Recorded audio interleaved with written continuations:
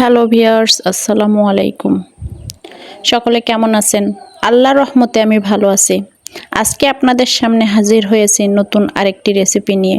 রেসিপিটি দেখার আগে আমার চ্যানেলে নতুন হয়ে থাকলে প্লিজ সাবস্ক্রাইব করুন এবং যারা ফেসবুক পেজ থেকে দেখছেন প্লিজ ফলো এবং লাইক করে দিন। আজকে আমি আপনাদের জন্য নিয়ে এসেছি চিংড়ি মাছের মালাইকারি। তাহলে চলুন রেসিপিটি দেখে নেওয়া যাক। প্রথমে আমি মাঝারি সাইজের 10 থেকে 12টি চিংড়ি মাছ নিয়ে নিলাম। তারপর চিংড়ি মাছের ভিতরে লবণ ও হলুদ দিয়ে দিলাম।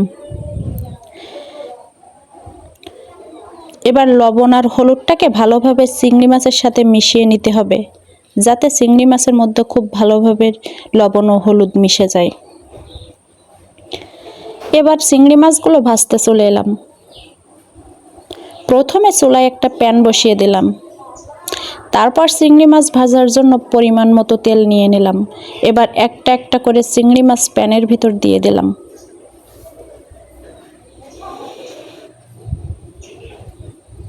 এবার চিংড়ি মাছগুলো ভালো করে ভেজে নিতে হবে, লালচে করে ভেজে নিতে হবে।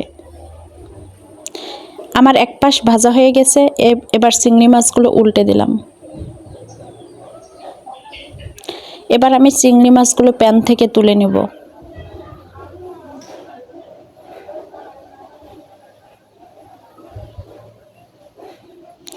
এবার আমি প্যানে থাকা তেলের মধ্যে পেঁয়াজ কুচি দিয়ে দিলাম। পেঁয়াজটাকে খুব ভালোভাবে নেড়ে চেড়ে ভেজে নিতে হবে। লো মিডিয়াম আঁচ একটু সময় নিয়ে ভেজে নিতে হবে। পেঁয়াজটা যখন লালচে হয়ে আসবে ঠিক তখনই এর ভিতরে দিয়ে দিলাম আদা বাটা, রসুন বাটা, জিরা বাটা, মশলা বাটা এবং মরিচ বাটা। আপনারা চাইলে গুঁড়া মশলা ব্যবহার করতে পারেন। মশলা যাতে তলায় না লেগে যায় তাই সামান্য পানি অ্যাড করলাম। এবার দিয়ে দিলাম পরিমাণ মতো হলুদ ও পরিমাণ মতো লবণ। লবণ ও হলুদটাকে মশলার সাথে ভালো করে মিশিয়ে নিতে হবে। এবার দিয়ে দিলাম একটা টমেটো কুচি করে। টমেটো কুচি মশলার সাথে মিশিয়ে নিয়ে সামান্য পানি অ্যাড করব। এই পানি দিয়ে টমেটো কুচি সিদ্ধ করে নিতে হবে।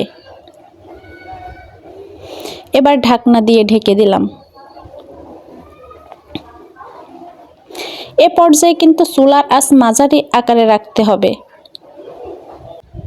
ঢাকনা তুলে মশলাটাকে নেড়ে চেড়ে দিতে হবে। পানিটা কিন্তু শুকিয়ে এসেছে। এবার এর ভিতর দিয়ে দেব 1.5 চা চামচ বাদাম পেস্ট ও দিয়ে দিলাম 1 চা চামচ সয়া সস। আমি এখানে কাজু বাদাম ও কাঠবাদাম নিয়েছি, আপনারা যে কোনো বাদাম নিতে পারেন। তারপর বাদাম ও সয়া সস মশলার সাথে মিশিয়ে নিতে হবে। 4টা কাঁচামরিচ ফালি করে কেটে দিয়ে দিলাম। কাঁচামরিচ ফালি করে দিলে সুন্দর একটা ঘ্রাণ আসে। এবার সবগুলো মশলার ভিতরে ভেজে রাখা চিংড়িগুলো ছেড়ে দিব।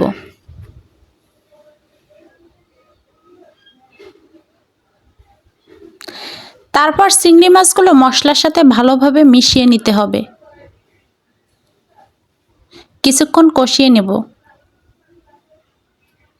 এ পর্যায়ে বারবার নেড়ে চেড়ে দিতে হবে, তা না হলে তলায় লেগে যেতে পারে। এবার পরিমাণ মতো পানি অ্যাড করব, যাতে চিংড়ি মাছগুলো ভালোভাবে সিদ্ধ হয়ে যায়। এবার ঢাকনা দিয়ে ঢেকে দেব। দেখুন আমার কিন্তু রান্নাটা হয়েই গেছে। ঝোলটা অনেকটা শুকিয়ে এসেছে।